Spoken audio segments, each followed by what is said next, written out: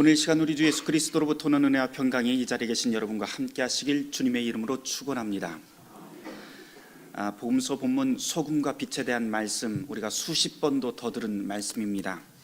기독교인이 아니더라도 이 빛과 소금에 대한 이 이야기 두말하면 잔소리입니다. 무슨 이야기인지 다 알만합니다. 너희는 소금처럼 세상에 나가서 세상을 살맛나게 하고 부패한 세상을 썩지 않게 만들어라.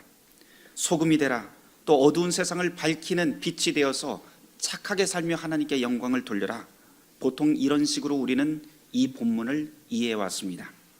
저 역시 그렇게 가르침을 받아왔고 그렇게 설교해 왔습니다. 그렇게 보아도 충분할 것 같았습니다. 그런데 그렇게 볼 수 없는 문제가 이 본문 안에 걸려 있습니다.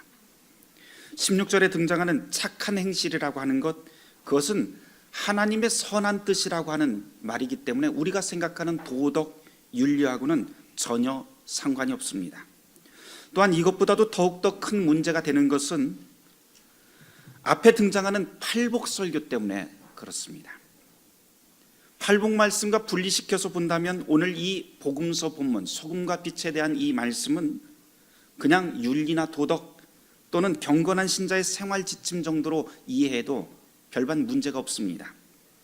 그렇지만 팔복설교라고 하는 이 설교의 맨 마지막 단락이 그렇게 단순하지가 않고 그 단락의 부연 설명으로서 오늘 이 소금과 빛에 대한 말씀이 나오기 때문에 그렇게 윤리적으로 경건한 생활의 지침서로 읽어낼 수가 없습니다.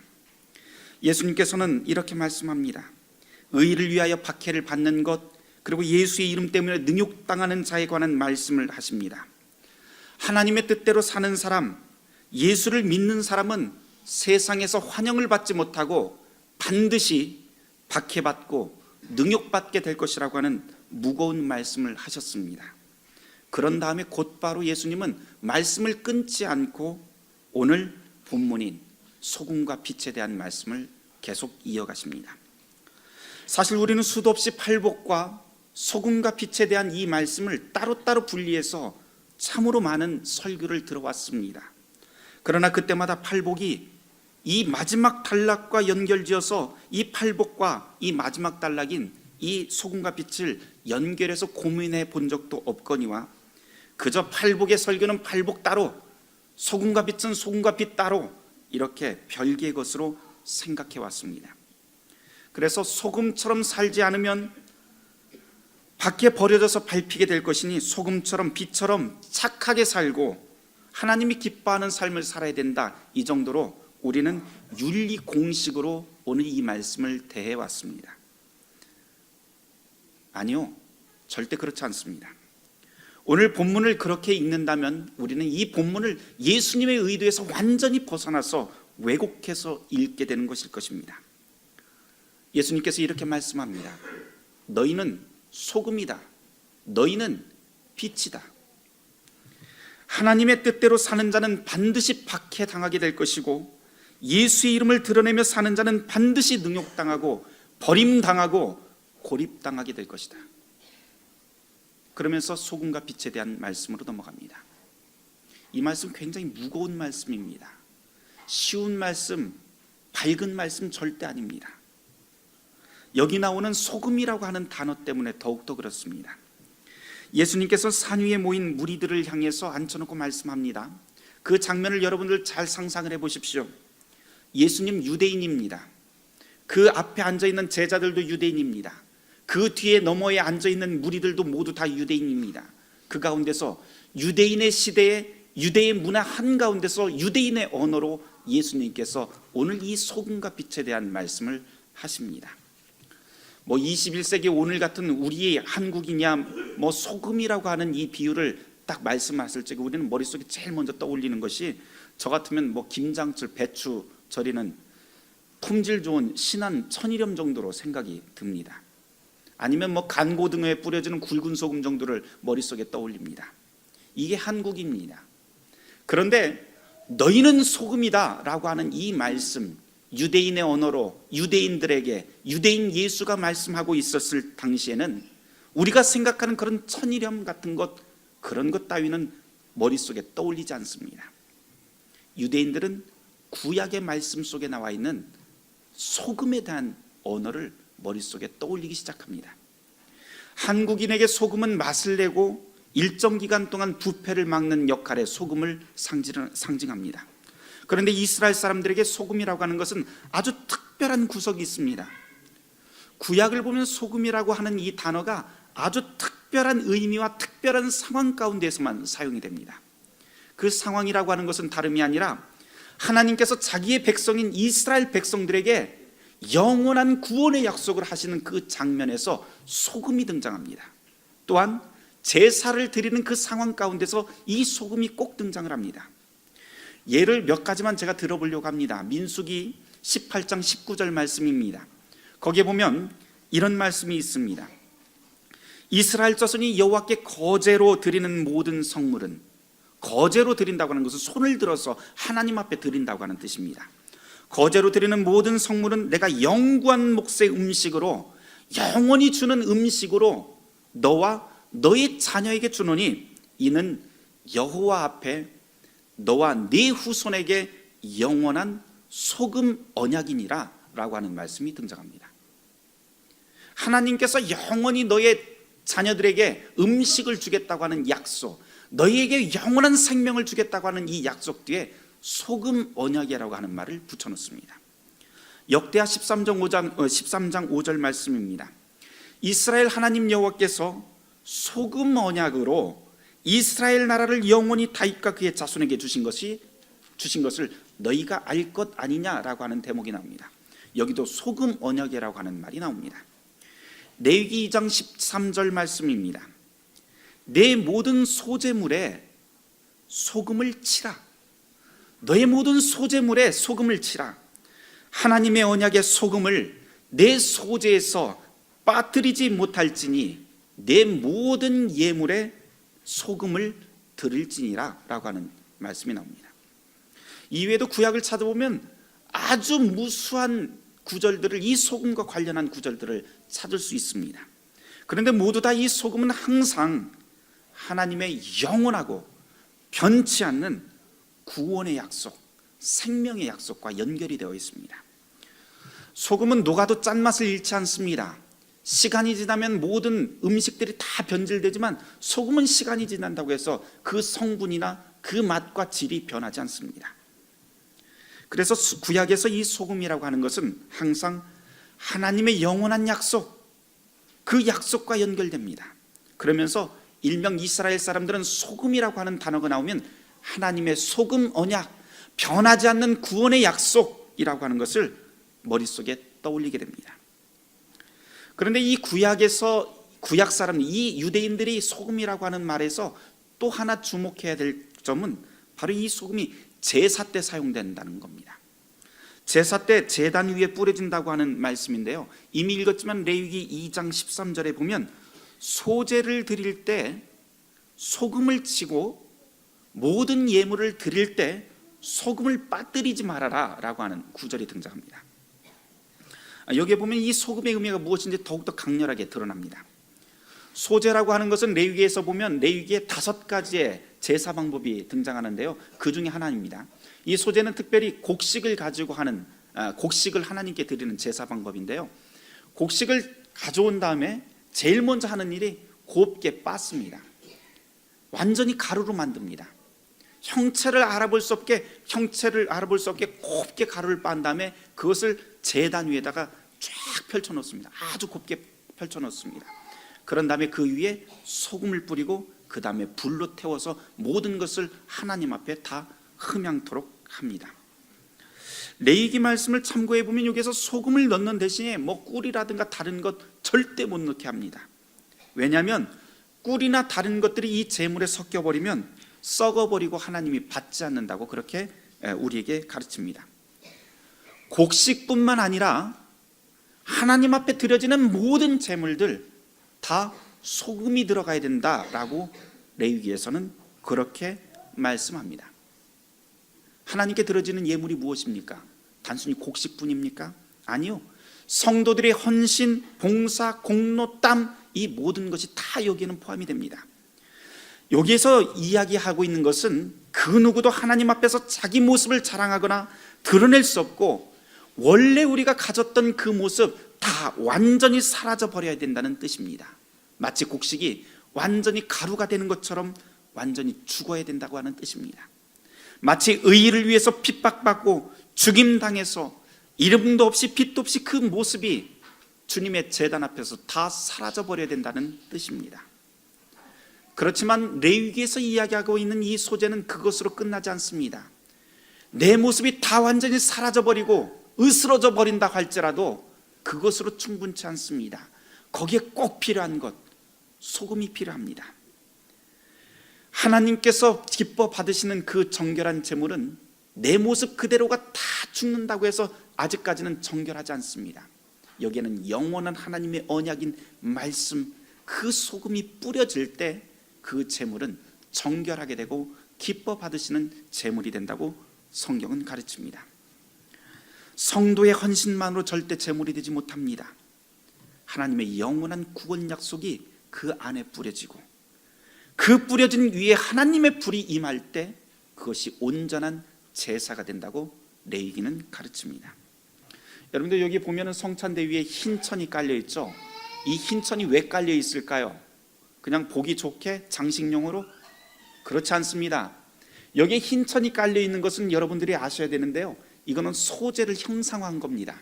그래서 우리는 이 제단을 보면서 흰 천이 깔린 것을 보고 하나님, 나의 헌신과 나의 힘과 나의 공로 모든 것 다 곡식이 빠지듯이 하얀 가루처럼 완전히 다 빠지듯이 나의 모습을 다 으스러뜨려 버리고 주님의 제단 앞에 나를 바칩니다라고 하는 뜻을, 그 기도를 우리는 이 제단을 통해서 보게 되는 것이죠.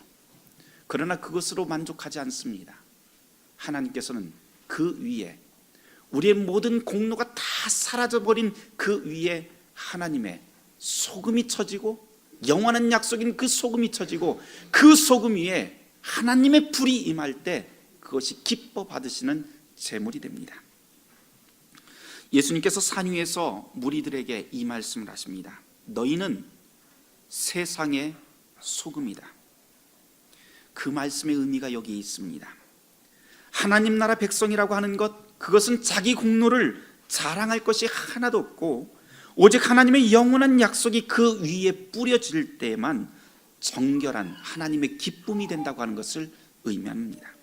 거꾸로 말하면 이 말씀은 하나님의 의의를 위해서 사는 사람들, 예수님의 이름을 드러내는 사람들은 반드시 핍박받고 능욕당하고 고립되고 죽게 될 것이라고 하는 뜻이기도 합니다. 그래서 이 말씀은, 너희는 소금이다 라고 하는 이 예수님의 말씀은 우리의 마음을 너무나도 무겁게 만드는 무거운 말씀입니다. 왜냐하면 우리는 하나님 백성이라고 하면서도 그렇게 살지도 않았거니와 그렇게 살 수도 없기 때문입니다. 목사인 저 역시 자유롭지 않습니다. 저 역시 사람들 칭찬받기 좋아하고요, 인정받기 좋아합니다. 사람들의 위로받기 좋아합니다. 그렇기 때문에 누군가 저에 대한, 제가 제 잘못임에도 불구하고 나에 대한 안 좋은 소리를 조금이라도 들으려 치면 금세 침울해지고 잠을 설칩니다. 몸무게가 쑥 빠집니다.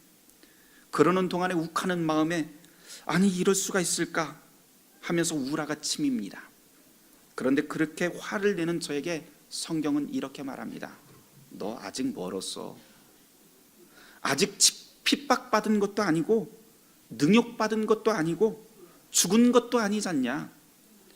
그때까지 올곧게 하나님의 영원한 구원의 약속을 붙들고 살아야 되지 않느냐, 이 말씀입니다. 그렇게 살지 않으면 지금껏 네가 강단 위에서 설교해온 모든 것들, 하나님의 말씀이라고 했던 것들 다 모두 다 밖에 버려져서 사람들에게 밟히는 쓸모없는 소금이 될 것이고 너는 거짓 목사로 드러나게 될 것이라고 이 본문의 말씀, 너는 소금이다 라고 하는 그 말씀이 제 가슴을 찌릅니다. 완전한 소재가 될 때까지, 하나님의 소금이 뿌려져서 불에 타 없어질 때까지 너 아직 멀었다고 오늘 이 본문은 저를 향해서 가르칩니다. 그래서 이 말씀을 준비하는 내내 마음이 너무 무거웠습니다.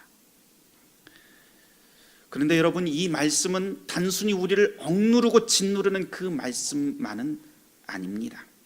여기는 한 가지 반전이 있습니다. 너희는 소금이다 라고 하는 이 예수님의 이 말씀은 율법처럼 우리를 누르는 말씀이기도 하지만 또한 우리를 살리는 기쁨의 말씀이 되기도 합니다. 왜냐하면 오늘 이 말씀을 보면 너 소금이 되라, 너 소금처럼 살아라, 이런 말씀이 아닙니다. 오늘 여러분들 이 말씀을 잘 한번 읽어보십시오. 그러면 소금처럼 되는 거 불가능합니다. 아무리 용을 쓰고 의로운 채 해도, 내가 목사인 채 해도 될 일 아닌데, 그러나 내가 세례를 받고 나에게 영원한 하나님의 소금이 뿌려진 이상 내가 그리스도인으로, 목사로, 소금으로 사는 것이 당연하다고, 그 힘이 가능하다고 오늘 이 말씀은 우리에게 전하는 그 대목이 있습니다. 왜냐하면 예수님께서는 이 말씀을 통해서 너희는 소금이 되라, 빛이 되라, 이런 말씀을 하지 않습니다. 다만 예수님께서는 너희는 소금이다, 너희는 빛이다 라고 이미 다 되었다고 말씀합니다. 되어라라고 하는 말과 이다라고 하는 말, 그 차이는 엄청납니다. 소금이 되어라라고 하는 것, 그 미완성입니다. 그런데 예수님께서는 지금 무리들을 앉혀놓고 너희는 소금이다라고 말씀을 하시죠. 너희는 빛이다라고 말씀합니다. 이미 그런 존재로 지금 앞에 앉아있고, 그리고 그렇게 살도록 힘과 능력이 우리 안에 이미 주입되었다고 말씀하는 대목입니다. 예수 앞에 있는 이상, 예수의 말씀에 귀를 기울이는 이상, 그리스도 예수 안에 있는 이상 너희는 소금이다, 너희는 이미 소금이다 라고 말씀합니다. 예수님께서 이 말씀을 하신 당시를 한번 떠올려 봅시다. 그 당시에 예수님은 산 위에 올라갔습니다. 제자들이 앞에 앉았습니다. 그 너머에 수많은 무리들이 앉아 있습니다. 그런데 여러분 잘 생각해 보십시오. 예수님 앞에 앉아 있는 그 무리들 어떤 사람들입니까? 잘난 사람들이에요? 지혜 있는 사람들입니까? 부와 권력을 가지고 있던 사람들입니까? 아니요, 정반대의 사람들입니다. 그 사람들 다들 지친 사람이고 뭐 하나 자랑할 구석 하나도 없던 사람들입니다. 그 지친 몸으로 산 위까지 올라와서 예수님의 그 입만을 쳐다보고 있습니다. 그런데 그들을 향해서 예수님께서 너희는 소금이다 이렇게 말씀합니다. 예수 앞에 온 이상, 내 앞에 앉아있는 이 이상, 하나님 아들의 말씀에 귀를 기울이고 있는 이상 너희는 소금이다. 너희는 핍박당하고 능욕당하고 죽게 될 것이지만 그 안에 하나님의 영원한 구원의 약속이 숨겨져 있는 이상 너희는 살게 될 것이다 라고 하는 말씀입니다. 그리고는 너희는 소금이라고 하는 이 말씀 다음에 너희는 빛이다 라고 하는 말씀으로 계속해서 이어갑니다. 당연한 말씀 같아요. 아무리 묵상을 해봐도 소금과 빛이 우리 생각에는 전혀 관련이 없는 것 같지만 당연한 것 같습니다. 왜냐하면 소금이라고 하는 것은 불에 타서 완전히 사그라지지만 소금이 탈 때는 당연히 거기서 빛이, 푸른 빛이 영롱하게 빛납니다. 그래서 예수님께서는 바로 소금이라고 하는, 너희는 소금이라고 하는 이 말씀 다음에 너희는 빛이다라고 하는 말씀을 계속 이어가신 게 아닌가 생각이 듭니다. 예수님께서 너희는 빛이라는 말씀 14절에 계속 이어갑니다. 그러면서 이렇게 말씀을 하시죠. 너희는 세상의 빛이다. 산 위에 있는 동네가 숨겨지지 못할 것이다. 이 빛을 들어서 산 위의 동네를 밝힌다고 하는 그런 뜻 아닙니다. 여기에 나와 있는 거 유대인의 머릿속으로 다시 한번 들어가 봐야 되는데요, 여기에 나와 있는 산 위의 동네라고 하는 것은 단순히 고지대의 동네를 말하는 것이 아니라 예루살렘을 뜻합니다. 지형적으로도 보면 예루살렘은 높은 고지대에 있어서 항상 유대인의 절기에 예루살렘에 간다라고 하는 표현을 할 때 올라간다고 하는 표현을 씁니다. 산 위에 있는 동네 예루살렘입니다. 그런데 예수님 당시의 예루살렘은 지금도 그렇지만 모든 문화의 중심지, 정치, 경제, 권력의 중심지입니다. 그 어느 것 하나도 빠지지 않는 동네가 산 위의 동네 예루살렘입니다. 더군다나 그곳에는 성전이 있었습니다. 그래서 모든 종교의식의 중심지였고 모든 제사의 중심지였습니다. 유대인들 생각에 하나님이 저곳에 계신다고 생각을 했습니다. 그러나 예수님께서 이렇게 말씀을 하십니다. 의를 위해서 핍박받고 하나님 아들의 이름으로 능욕당하는 자가 소금처럼 불살라지게 되면 그 빛이 예루살렘을 감싸고 있는 모든 허상과 그리고 권력, 그 거짓 모습들이 다 환히 드러나게 될 것이라고 선언합니다. 종교적인 허례허식, 가식적인 모습들, 부와 명예와 지혜와 권력, 그런 것들로 치장한 어둠의 세력들이, 그 모든 것들이 소금이 불타고 있는 그 빛 가운데서 환히 드러나게 될 것이라고 하는 말씀입니다. 산 위의 동네인 예루살렘은 자기가 어둠인 줄 모릅니다. 그리고 자기가 어둠인 줄 모르기 때문에 교만 떨고 목에 힘주면서 살았지만 결국 하나님의 소금이 장렬히 불타는 그 불빛에 그 모든 어둠의 세력들이 물러나게 됩니다. 이 빛은 제 아무리 집안 구석진 말 아래 둘지라도 사람들이 빛을 보고 깜깜한 어둠을 밝히기 위해서 그 빛을 등경 위에 달게 됩니다. 그것이 바로 15절 말씀입니다. 예수님 앞에 앉아있는 사람들, 가난하고 연약하고 힘없고 위로받아야 될 사람들입니다. 그러나 이 사람들을 두고 예수님께서는 너희는 빛이다 이렇게 선언하십니다. 너희는 비록 가난하고 연약하지만 나 예수 앞에 앉아있는 이상 너희는 이미 빛이다. 예루살렘의 교만한 제사장들과 바리새인들의 교만과 위선, 죄악은 결국 예수 앞에 있는 이 가난하고 연약한 사람들, 그 사람들을 통해서 만방에 드러나게 될 것이라는 말씀입니다. 빛은 어둠을 이깁니다. 비록 그 빛이 작을지라도 칠흑 같은 어둠을 반드시 이기게끔 되어 있습니다. 사랑하는 성도 여러분, 여러분은 이미 소금입니다. 여러분은 이미 빛입니다. 하나님의 뜻대로 의를 위해 살고 예수의 이름을 드러내면서 살면 반드시 우리는 핍박받고 서름당하고 눈물 흘리며 능욕당하게 될 것입니다. 그러나 그것이 끝이 아닙니다. 여러분은 이미 빛이기 때문에 그렇습니다. 예수 그리스도의 영원한 구원의 약속 한가운데로 부름받은 이상 여러분은 어둠의 세력 한가운데서 휩쓸리지 않을 것입니다. 어둠의 세력이 빛된 여러분들을 이기지 못할 것입니다. 비록 가난하고 연약해서 그리고 박해받고 능욕당할지라도 주님의 몸된 교인인 이 중앙교회 성도들은 이미 소금이며 이미 빛입니다. 그렇게 하나님의 영광이 저와 여러분들을 통해서 반드시 찬란하게 드러날 것입니다. 모든 지각에 뛰어난 하나님의 평강이 그리스도 예수 안에서 너희의 마음과 생각을 지키시리라. 아멘. 함께 기도하겠습니다. 주님, 우리가 주님 앞에 소금으로 부름받았습니다. 빛으로 부름받았습니다. 주님의 뜻대로 살게 하시고 우리 안에 계신 그리스도의 빛이 드러나게 하여 주시옵소서. 예수 그리스도의 이름으로 기도하였습니다.